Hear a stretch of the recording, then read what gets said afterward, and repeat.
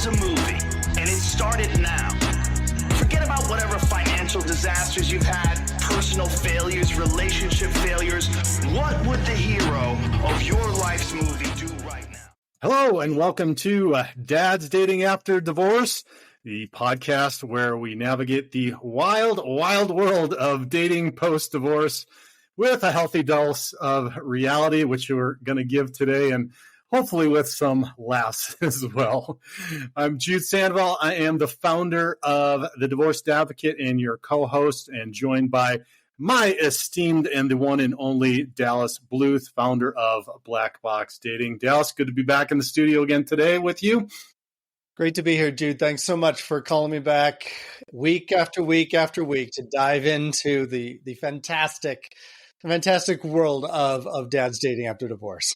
The fantastic or wild world, like I said, it is and can be wild, but it can be fun too if you got the right mindset as well. So, which I think we've got today, because we've got a fun topic to talk about, and we just got to laugh about some of this sometimes, because some of it is so ridiculous, but some of it is really, if you kind of pull the curtain aside and look at beyond what you're seeing on the surface, can be enlightening and pretty helpful as well. So we've tentatively titled this, because I should also point out to the dads listening that we don't script any of this. I come up with kind of a general outline. We come up with a topic.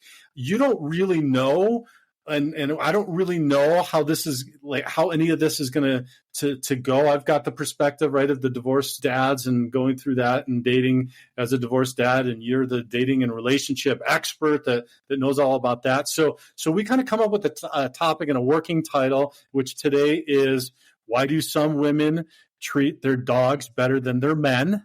which I have experienced, which I've heard from some men, whether they're married or not married or just in a relationship, is frustrating to them. But we're gonna talk a little bit about that, because on the surface, like, sometimes guys will get a little bit butthurt or complain about this, and like, the dog's got gourmet food, but she won't even cook dinner for me, or some other complaints. The dog took a dump in the middle of the living room, but she gets all pissed off at me if I don't forget to empty the dishwasher, right? Like, some of these gripes that happen when you're in a relationship. So what we're going to try to do, dads, today is find some humor in it, but also peel away the layers of the onion and help to unfold a little bit of the relational dynamics that might be going on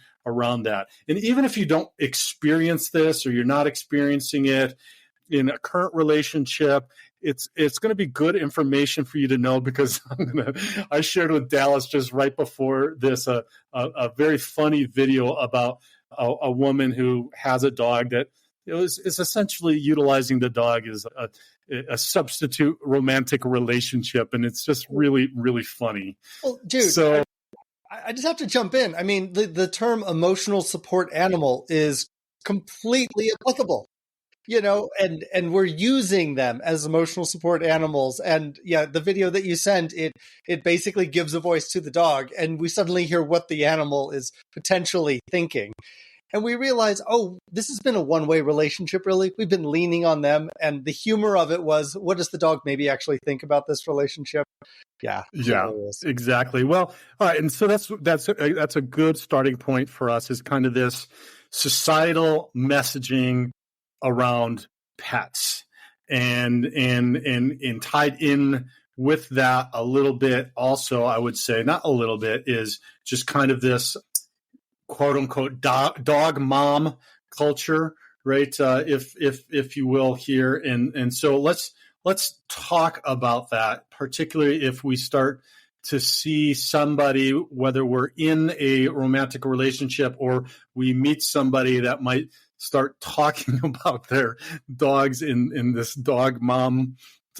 And I'll tell you what, this is just, for me, it's one of those things that I start like perking up. And I don't want to say red flags, but it'll start me down the path of asking questions about like, okay, dog mom, like there's just no comparison for taking care of a dog versus raising a child. Like this is just completely different worlds. So you moms that are listening out there, we recognize that as dads, and that's just really, really crazy. But there is, this whole thing about that. And so maybe let's talk about that. And then what is that saying about our society? What is that saying also maybe about the person that we're talking about? And I just want to put a disclaimer out there here is that, we are not dog bashing here today at all, right? We love dogs. We love dogs. I have a dog, Charlie. He's great, but he's my dog. He's not my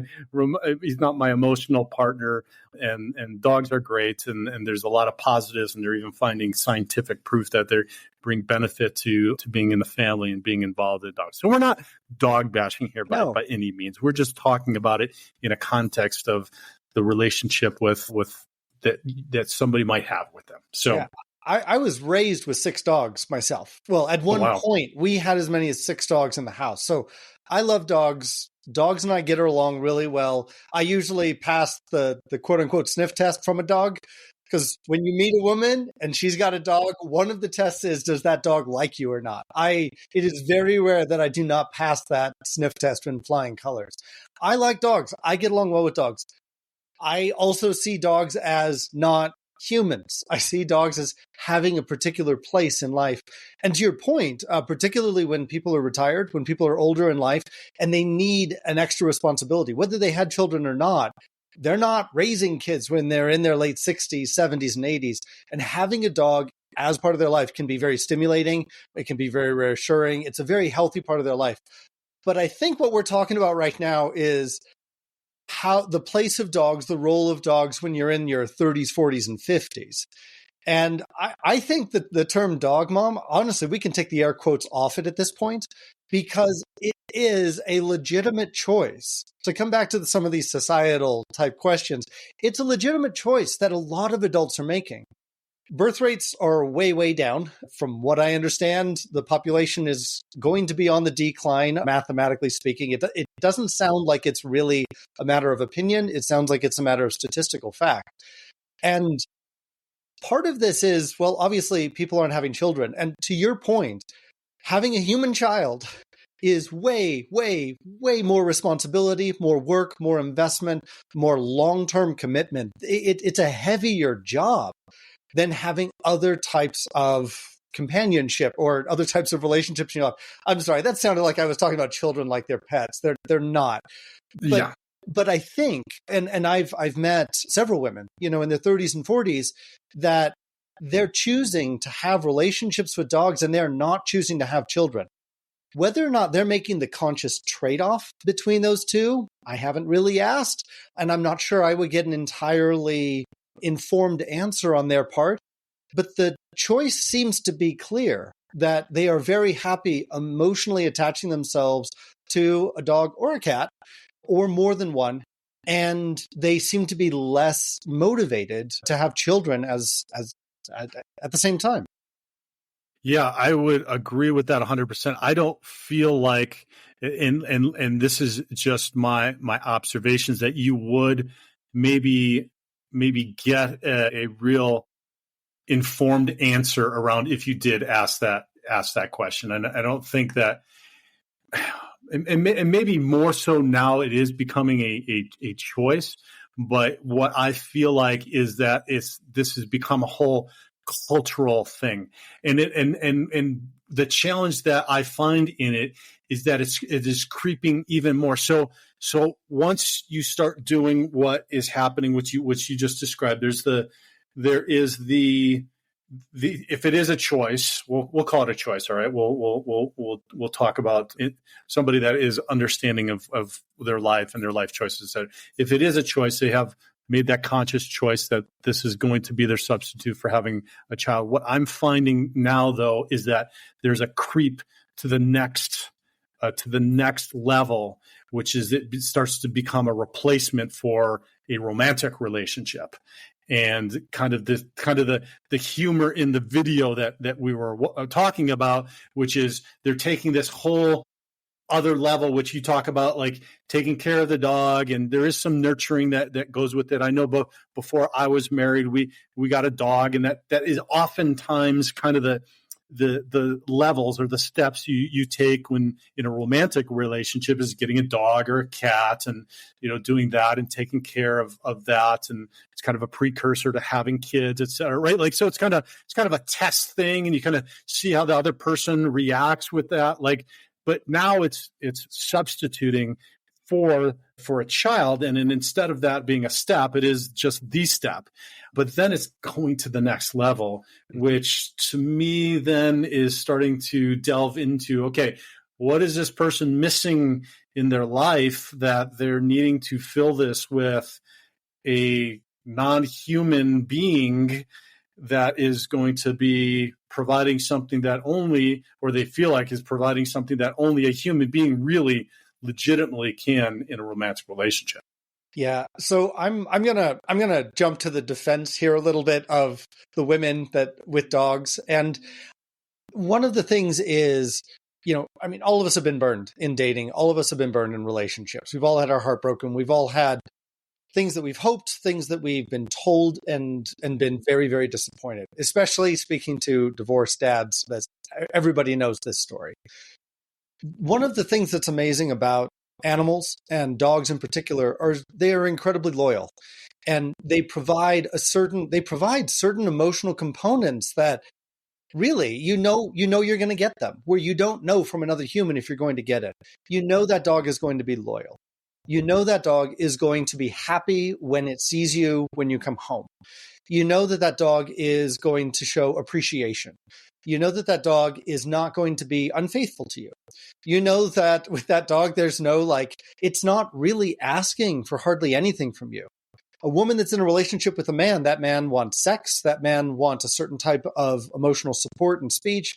That man wants a certain type of freedom. That man wants a certain type of attention from her. It's very complex. And that is asking a lot of the woman. Where with a dog, okay, there are certain responsibilities, taking it for a walk and all that, but they're really quite simple. And the woman feels very much in control of all of those elements. When you compare that to a bunch of really lame boyfriends that you've had in your life, can you blame the woman for wanting a simpler relationship? And if the dog honestly provides her with a certain amount of feeling safe and protected, which they really do, can you really blame her for welcoming a dog into her life as a replacement, really? Sort of a surrogate boyfriend or a surrogate husband of sorts.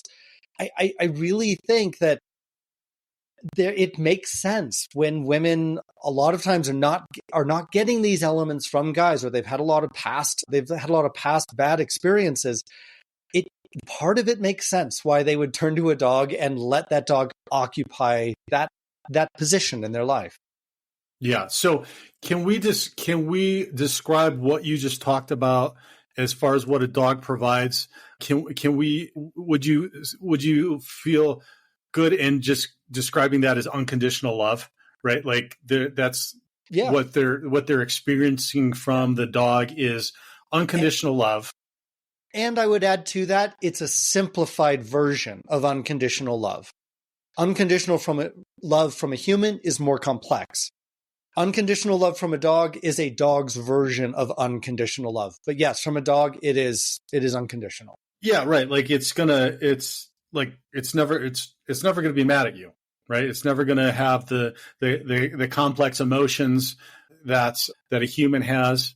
It's never going to hold a grudge. Like there's none of that higher consciousness that humans have that you described as is difficult, and is the difficult and challenging things about a romantic relationship, right? Like all of those other things that you described is what makes romantic relationships so much more challenging. Yes. But going to your point of can you blame them?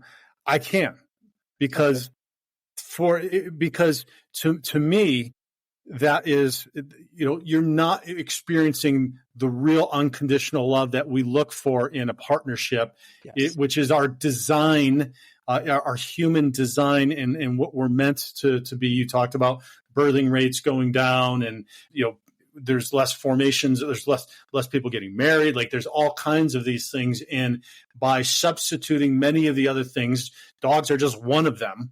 There's a myriad of things that we've got in our society at this point that you can substitute for that romantic relationship that we need. Like, let's just not pretend about this. We need romantic relationships, and we need interactions with other human beings in our lives. This is just a necessity that we have. So while you say, like, can you fault them?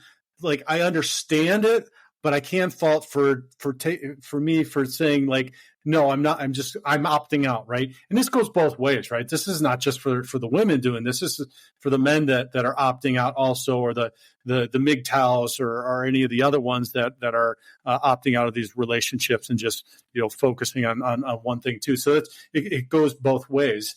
And so on that note, you did talk about so we can agree that it's unconditional love. Like, we're all looking for that. They're looking for that. We're looking for that unconditional love. This is a very primordial, like, very basic way that you get that through a dog. They're always going to give you the unconditional love, and that's something that we always crave. So with that in mind, you brought something else up, which is control, right? Like, if you've been through, so that was on my list, right? You nailed it. It's like, that was one of the top ones. That is, if you've been through these disappointing and maybe traumatizing or abusive relationships with somebody, you don't have control over what the next one's going to be like, and you're dealing with all those emotions and those issues that have come up in the past. Like, let's talk about maybe having some empathy around and start to ask those questions. So, like I said, one of the, like, when I start hearing, my dog sleeps with me, or I'm a dog mom, or that stuff, I like the antennas go up and I start asking lots of questions, right? And really to try to get to understand, like, what is the depth of this? Is this like something you really need therapy about, or is this something that maybe we can work through and, like, have a healthy relationship? And therapy with someone other than your dog. Yeah, because Exactly. Your dog is not qualified to help hold up the mirror appropriately. Precisely. Yeah. So I agree with what you're saying. And when I said, you have to kind of understand where they're coming from, and I get it. I don't mean 100% accept it and it's fine. One of the things that I work with my clients all the time is a ton of frustration. Men are very frustrated to the point of anger, to the point of powerlessness, and to the point of just desperation and not knowing what to do. And the real problem is when our perception of the world, we meet somebody who's a dog mom, dog sleeps in the bed, there's dog hair everywhere. And their whole schedule is run by their dog, and they don't have time to meet and date a man. It can get really, really frustrating for the guy on the outside. The whole reason I brought up the point of view of why a woman might turn to a dog for this is so that we can have compassion for the woman when we enter into it.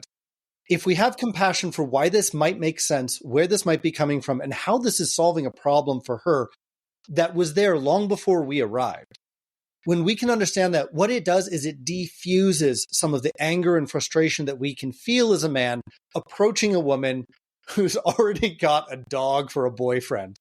Yeah. And there is basically, it's a two-way fork in that road. Either we can get frustrated and accusatory and say, this is wrong, and all that's going to do is turn her off and lock up the conversation, and really things are not going to go forward very well. Or you can say, it makes sense why she needed this up to this point. And perhaps with me entering her life, with me fulfilling some of these roles, maybe that will start to transfer some of that need back into the human relationships in her life. And it might help to re-regulate and provide a healthy dynamic that she didn't have before. Yeah. Well, but we also have to be very careful around that too, right? We don't want to be white knighting. We don't want to be fixing. We don't want to do some of that unhealthy stuff that we, like as guys, just naturally want to start doing, which leads me to my next question is, so like you said, having compassion and understanding, that's different than accepting.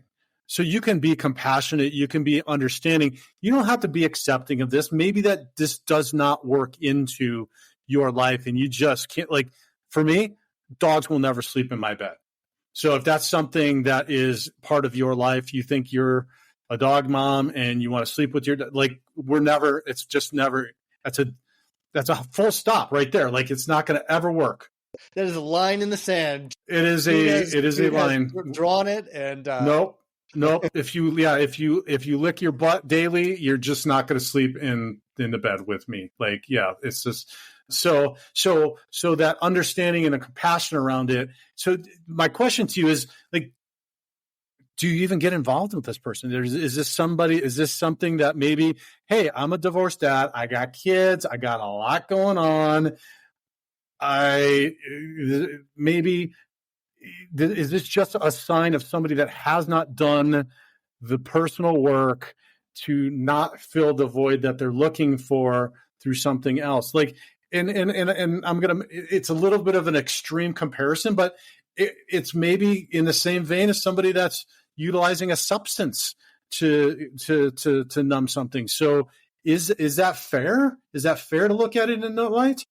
I think so. I think it's fair to ask the question. I don't think it's fair to assume that the level of emotional dependency on an animal is the same as, someone that's, an alcoholic or smokes weed every day because they just, need it to try to unwind and go to sleep. I don't think it's fair to assume that out of the gate. I think it's always fair to ask the question. And I think when it comes to dogs, we have to realize, one, this is going to be a subjective experience. We have to ask ourselves, okay, how much is this person emotionally available to me? I know, online dating profiles that are, my dog is the most important thing in my life. I'm never going to do it. That my best friend. I don't use the word red flag very often. Holy crap. To me, that's a red flag, that I'm basically like, if a mother says that about her children, I'm going to say that's a green flag. Of course, that those are the most important people in your life. Absolutely. Because they're dependent on you. A dog, yes, they are dependent on you, but it's a much smaller scale. The question that I would be asking as I'm talking to this woman, getting to know her, going on more dates, I would just be simply asking myself, how much room is there for me in this woman's life? And how much is this woman's life already occupied by a dog? And she's looking for a man that kind of goes side by side with the dog at a similar sort of level and meets different needs, but really is sort of at the same level. I personally don't put human relationships on the same level as relationships with animals. I just don't. That was how I was raised. That is, I believe, what I would consider to be a healthy connection and attachment with animals. And I think we just have to trust our gut when we're asking women questions, not from a analysis point of view. Oh, well, it sleeps in the bed. That means this, that means that. I just ask the question of how much, one question is, how much does this woman continually talk about her dog and bring them up? I've met women, they have a dog. I didn't even know it for a while. I consider that to be a very healthy relationship with a dog. Yeah, absolutely. Another phrase I like to use is help me understand. Right. Already a great sign if you have to ask a woman, help me understand your relationship with your dog. Well, no, yeah, like help me understand why you want to sleep with your dog, right? Like I feel like that is a legitimate question. Like, and I can say lots of times they have no real understanding of why, which then leads me to what you just described, which is they don't then have a really good grasp of where they're at and what that relationship is with their dog, how it compares to their relationships with the humans in their life. Like they just haven't done the work and the analysis around that. If they can't answer some of those, help me understand why questions. So I just talking about conversation skills for a moment in something, in something like your relationship with your dog. When we ask the question why, that is a more challenging approach to the conversation. It's a little more confrontational, maybe. And because we're basically putting it completely on them. If you said, can you express to me what it is that a dog, or can you help share with me? That's a little bit softer way of maybe saying why. And I understand you might not be using the word why. I'm doing this for the sake of the audience to realize when you ask the question why, that is the highest, it is way up there as far as confrontational speech patterns in a conversation. The phrase is help me understand. Help me understand. Okay. Yeah. Help me understand X. Help me understand the dog sleeping. Help me understand. Wonderful. Okay. Thank you. Thank you for clarifying that. And I would add to it, if she doesn't have an answer, I wouldn't necessarily, I would look towards helping her articulate what she's feeling. A lot of women that I've been with, they're not words people. They're not good at articulating the thoughts at the conscious level. And for me, I don't want to disqualify a woman simply because she's not as verbally articulate and on the ball as I am. I've actually been told by women that they can be rather intimidated by how easily I articulate my thoughts. I don't want them to feel intimidated. I don't want them to feel like I'm putting them on the spot. So in yours, help me understand. And then possibly bring up suggestions. Is it the fact that you're cold at night? Is it the fact that you like knowing there's something else alive in your bed? And what I'm alluding to is, could I as a man be providing some of these things that the dog has been providing because you don't want to feel that alone in the middle of the night? Yeah. Can I bring that up in those conversations? Yeah. I didn't anticipate us going down this route, but I think it's really important because what you just described too, like I can articulate, like I've done a lot of thought around it, but I'm also able to articulate things well. So same thing, I'm able to articulate whatever it is that my desires, my feel, like whatever it is. But oftentimes I've run into this too. Women are not able to, like they might have a feeling. So, but here's the only challenge I find in what you're just describing, which is coming up, is oftentimes there's just agreement around it because they want to be pleasing to you about what you're saying. So maybe when you're doing that, have it be multidimensional. Is it like you just said 3 things in a row? Is it, do you want to have somebody in something warm in your bed? Like is it multiple things so that they have like a multiple choice question, multiple answers, but there isn't a single answer? And if they don't have an answer, what is the follow-up question to that? Like if the answer is, I really don't know, I haven't thought about it. What is the follow up to that? Because I get that. My experience is they either pick one just to pick one because they can't articulate it, or it's I really don't know because they just don't know and they haven't really thought about it. Yeah. Well, one is also, along with somebody being able to articulate themselves well, we have an expectation that the other person can articulate themselves well on the spot. So we've asked the question, give it time. Let that sink in. Give that person time to come back to it days later, weeks later. And that might have actually germinated some genuine answers.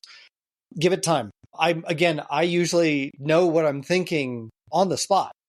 And having that expectation, or particularly having that ability, can really fluster the woman. And she can feel, really anxious. So essentially, let the topic drop for a minute. Let it go. Let it digest a little bit, come back to it later and go, I'm just curious. We talked a couple of weeks ago about this. Has anything come to mind since the last time? I'm just curious. Has anything, and maybe there is, maybe there isn't. And, somebody that is engaged with the relationship and someone that is listening to what you're asking about and cares about what you're asking about is probably going to think about it. A woman that hasn't given it another thought in the last 2 weeks is showing a certain amount of attention and care for what you're talking about. And that is a two-way street, by the way. Women are very much interested in seeing, what did the guy listen to and what I said? And did he think about it and did he bring it back? It shows a whole different level of awareness. Yeah, absolutely. And if they're asking you questions like that, that is a tremendous sign, right? Because then what they're doing exactly the same thing that we are, we're saying that you should be doing, which is asking questions to try to understand, to try to see where this relationship falls, where the opportunities are, if there are, because we've talked in the past about we bring so much into relationships because, especially if we're divorced dads, we've got all of this stuff that we bring in. I don't want to say baggage. I would say experiences that we've had through life, and then we have what we're experiencing now, and so do women. And oftentimes we're going to be dating women that have children and all of their experiences too. So the help me understand question is a really good one. And I want to also add to what you said about this being like, this isn't just a question about dogs sleeping in your bed. This is a good question about other big things in your life. Like help me understand what a life looks like with a partner in a blended family, and questions like that. And your point about like maybe come back to that later because sometimes they haven't. I think haven't even thought about it. So the difference here: masculine mind, male mind, feminine mind, female mind, right? Very different on how we approach things. Like we've maybe thought about this in a linear fashion and thought about scenario A through Z, right? Like we've mapped this out a myriad of different ways. Haven't necessarily done that. And part of our responsibility as masculine leaders in a relationship, even if you're just starting dating, is maybe starting to map that thought process with questions like, help me understand, and then following up with it and be doing that on an ongoing basis, right?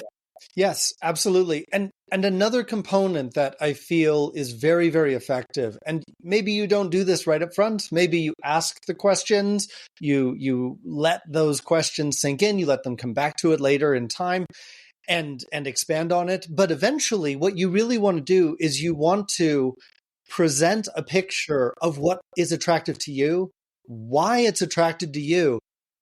And because a lot of times we go, well, I don't want a dog in my bed. And that's not a positive picture. That is confrontational. You're basically saying no and rejecting someone in a certain area.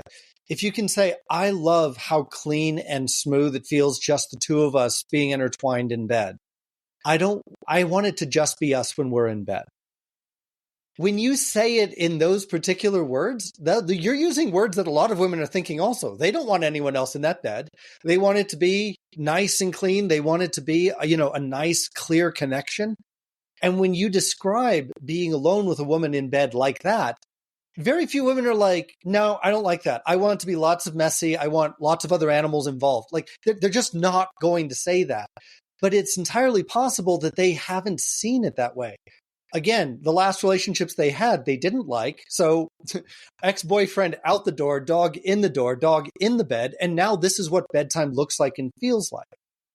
When you paint a picture of what laying in bed can be like with just two human bodies and without all the dog hair and slobber and extra heat and every, weight on top of the blankets, all that stuff that comes into place. And it's just the two of you. She might have completely forgotten what that looks like. She might have completely detached from it.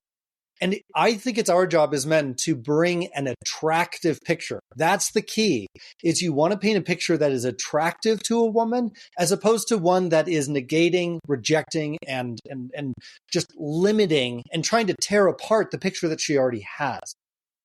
Yeah. So I feel like that is a terrific point.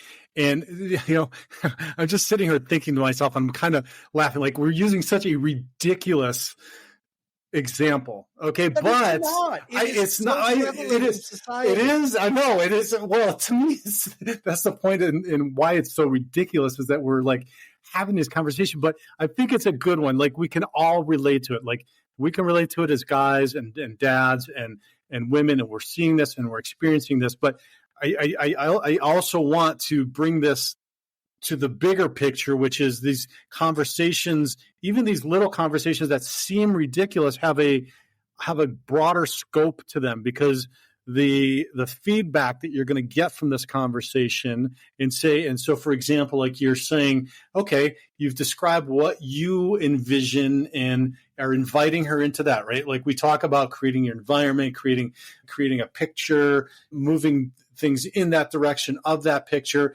So when we get to this, and when you get you got to pay attention to the feedback, because here's a mistake I've made lots and lots of times, is that I get, yeah, me too. And I'm like, oh, cool. Like, and they buy into, like, they want to be part of it. And then we start to get down the road a little bit. And then using this example, which has never happened to me because I can't get past the dog thing. Like if the dog jumped up in the bed, I would lose my mind. Anyway, but like you get down the road and then you describe that, and then the actions don't support what they have said they believe also. Then what happens with the conversation then?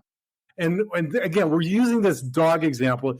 Guys, I know you might be saying you two are just insane using this example. I think it is a really good one because you're going to run into it, but it's a very funny, friendly, easy one to put your mind around. But it's going to be same for big conversations like, what does our environment look like with a blended family? What are our values around spirituality, or like whatever it is? Like these are, this is a placeholder for that, but it applies the same.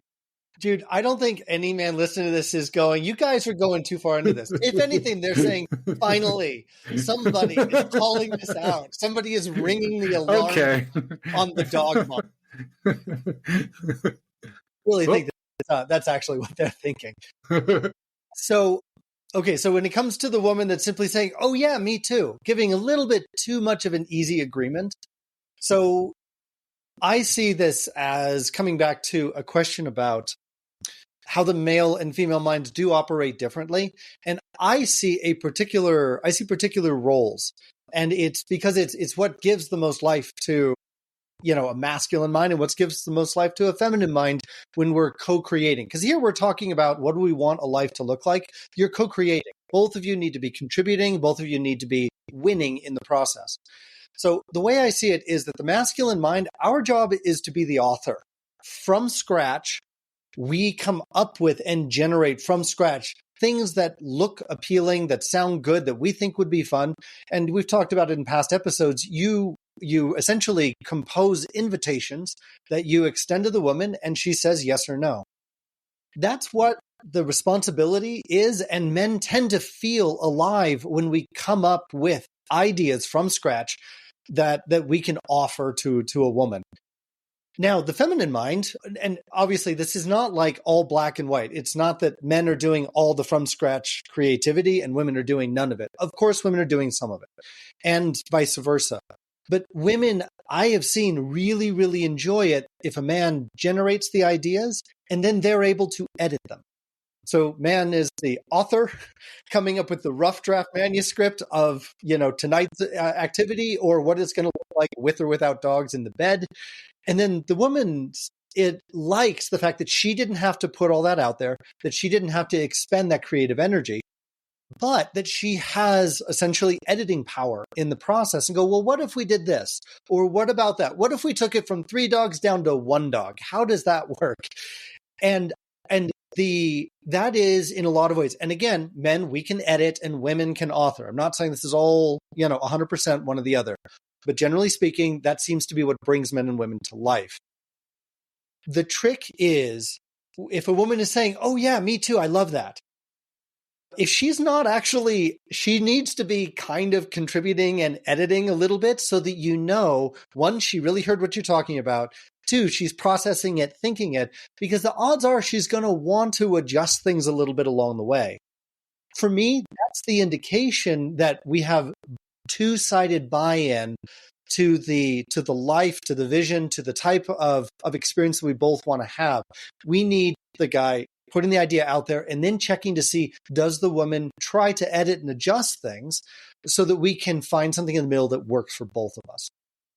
Yeah, I think that's a great way to describe it. I like the author or editing one. One I've heard before is the men build and women like build a house and women make it a home, right? That's the same concept. Like they refine everything to be, which is really the kind of the design, right? They enhance and refine and make everything detailed and beautiful and just really, really nice, right? That's the masculine feminine dynamic when happening in a healthy manner is really absolutely phenomenal.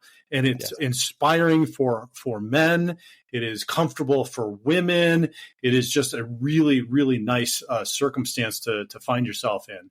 So, okay. So we talked about that. Let's pivot a little bit. I think that was really, really good information. That wasn't even in my notes, right? To get into about the conversations around that. And, it comes like, Dallas, the thing that strikes me every time we're talking is it comes down to how we're communicating with women. And it's almost because we communicate so differently and I can speak to working with so many different divorced or divorcing dads that there's so many times. And one of the first things I ask them is like, what have you done to try to save things before you may have gotten to this point? And is there an opportunity? Because it's way, way easier to save the marriage than it is to go through a divorce and have that and then find a new relationship. That's way, way more complicated. And almost exclusively, I find that some sort of breakdown in communication, absent some sort of abuse or significant personality disorder or something like that, communication is like the number one thing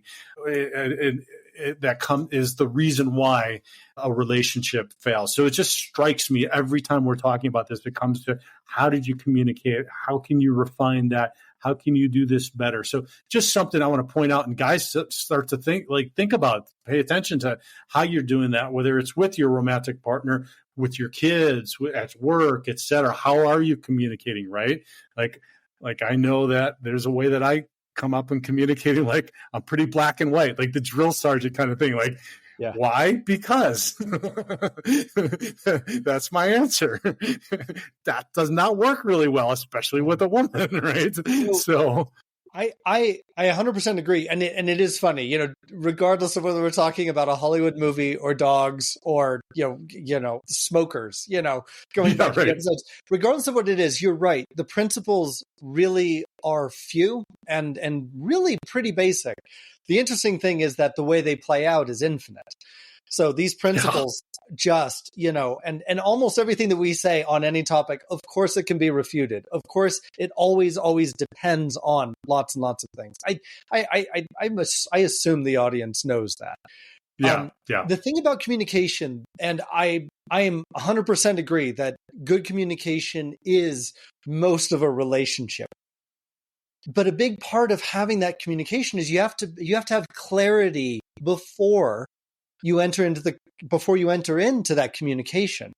A lot of people, and a lot of the men that I work with, they enter a conversation thinking they're going to figure out where they stand or what they want.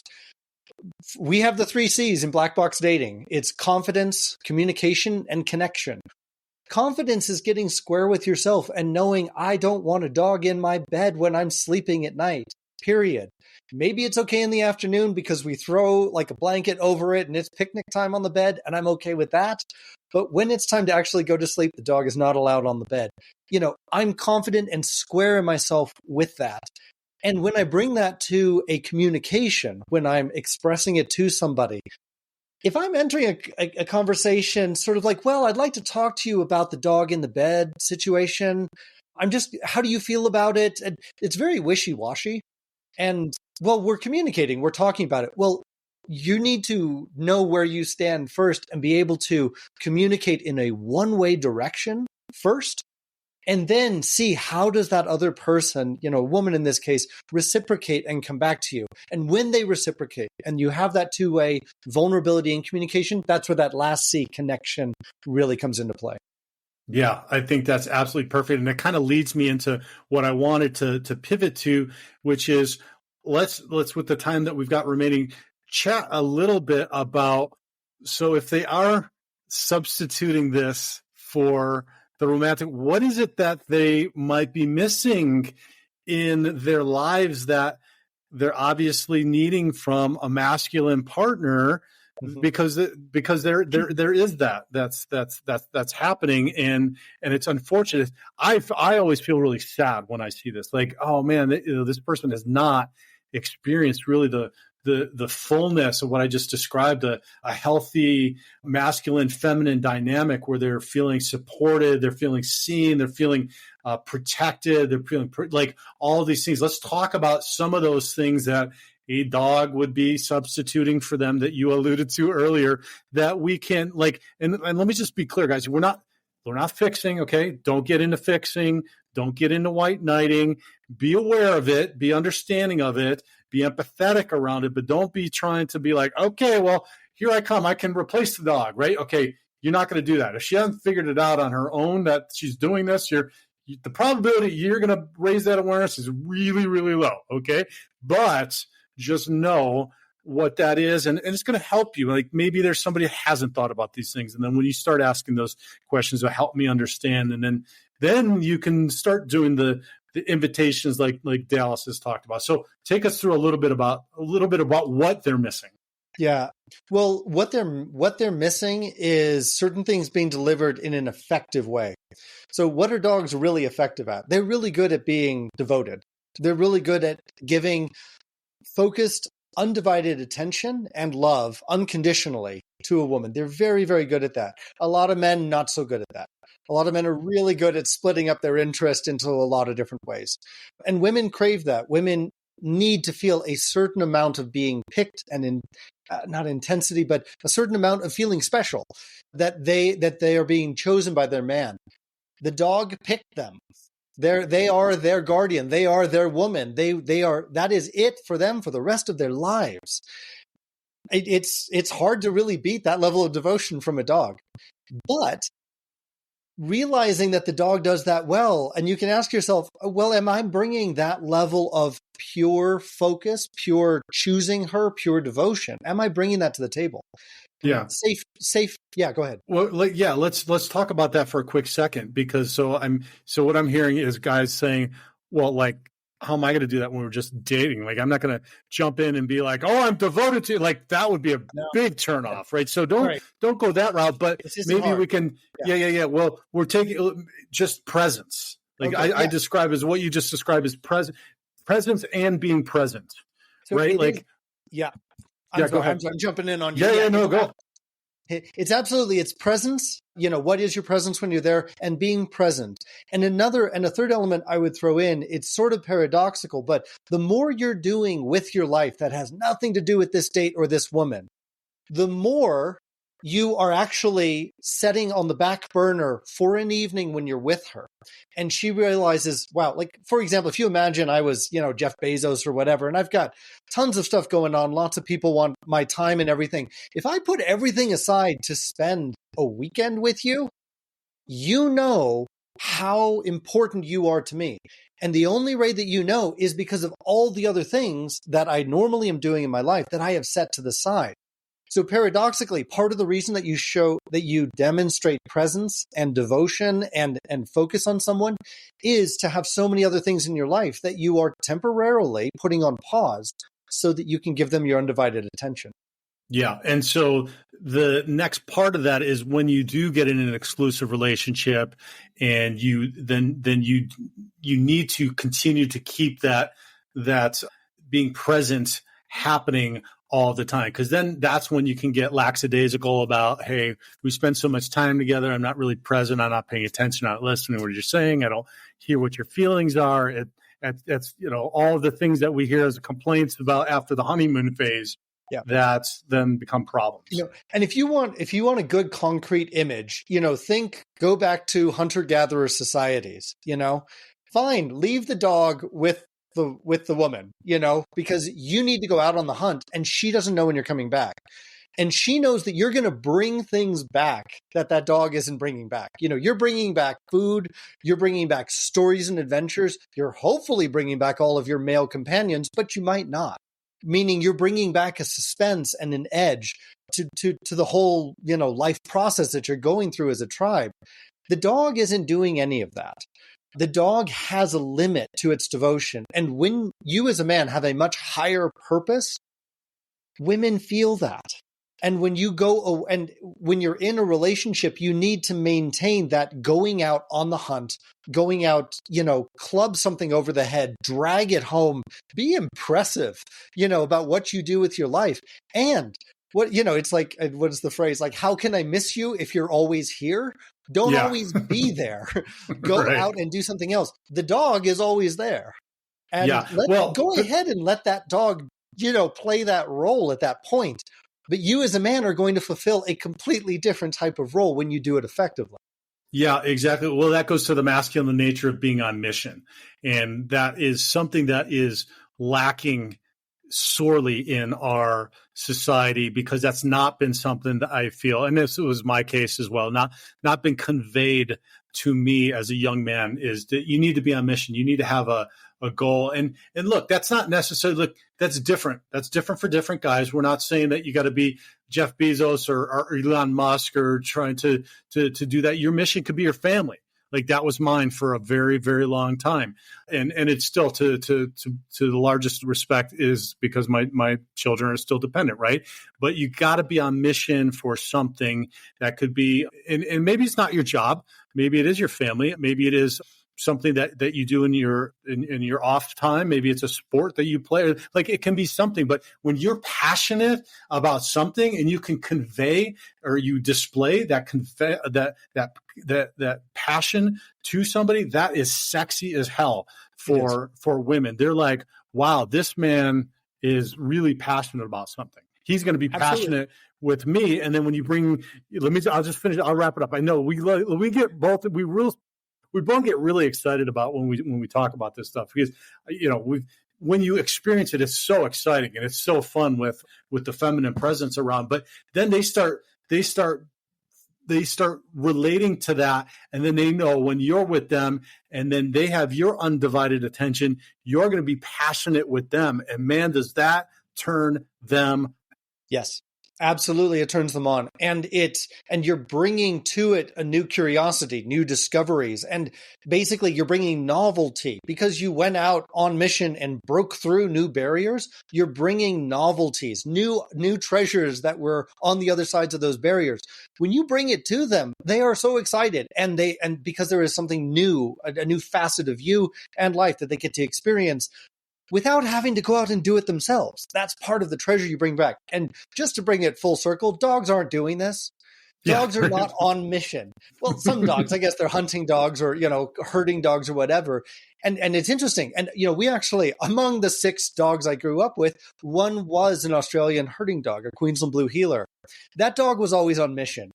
And there were no cattle around. It tried to actually herd grandma by like nipping at her heels. It's kind of cute, but not cute at all. So that dog was like chasing the ball, was like their mission. Women, don't actually want that from the dog. They don't want this dog that's on mission and needs to like chase the ball all day, every day in the park. It's kind of exhausting for them. They love a man, however, that is on mission and goes out and brings it back. And again, I just want to speak to the guys that get frustrated, or I want to speak to the frustration in men that they have when they meet a woman that's in a deep relationship with a dog, that's a mom dog. Dog mom. Realize that animal is doing what it does by nature, and our nature as men extends well beyond what that animal is capable of. And when we step into our full effectiveness of masculinity, that dog's got its place. Everybody can be there. Everybody can be happy. There's no need to be frustrated and angry about the situation. When you step in effectively to the situation, A lot. I mean, a woman is like, oh, geez, yeah, you know what? I don't want this dog in this bed anymore either because I've got this man in this bed. Well, give her like a walking upright beast of a man that she doesn't want to share the bed with a dog anymore. Most guys aren't bringing that much to the table, though. Yeah, exactly. Which then, if we're going to take it to the next level, is that provider protector energy, right? That a dog seemingly might give them in some regards. To, like you mentioned, fetching the ball. Okay, right? Like, so that's a basic way in which they do it. well, and the dog, as a protector, that dog will bark at somebody at the door, but that dog also will run out that door and chase someone down the street. And, it's kind of a dumb protector. You don't have an intelligent, man there who can really, deal with complex environments and really protect them. That dog knows how to bark and bite and chase. That's it. Men who are self-developed know how to protect and provide in way more complex ways. But we have to demonstrate that in our presence. Again, to your point, this isn't a knight in shining armor. We're not trying to come in and explain all the ways that you can do it. This is stuff that you bring inside of you. It's part of your energy, and she just feels it when you're there. And part of the factor that you know it, that you have it inside, is that you're not intimidated by the dog. You're not in competition with him. If you feel threatened by a relationship with a dog, hello, you have not reached upper masculinity as a man. It's a little bit of a litmus test for you if you're getting triggered by the dog.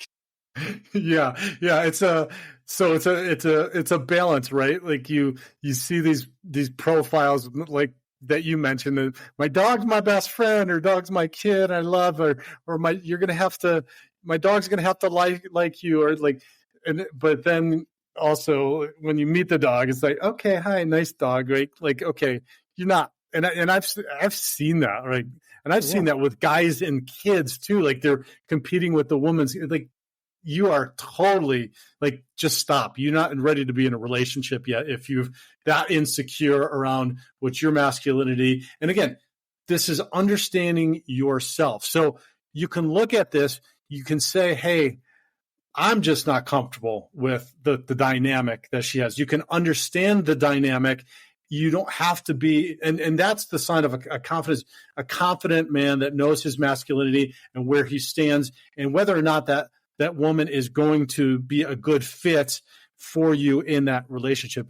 It doesn't mean that you've got to prove yourself either. Let's make that point too. Like, you got to prove yourself over the dog or the kids or anything else. You shouldn't have to do that. So that's also something pay attention to. Like, that's not where you're going with this. You show up, you have the confidence, you know who you are, you're making your invitations, you're communicating effectively. And then if you're getting the positive response, right, you're always gauging. If you're getting the positive response, that means that's good. You're doing something right, but it also means that she's healthy and she's able to react to that in her feminine as well. If you're not, then okay, maybe there needs to be a course correct. Maybe there needs to be some communications. But if there has been communications and it's still not happening, then you might have your answer if this is going to be good or not good.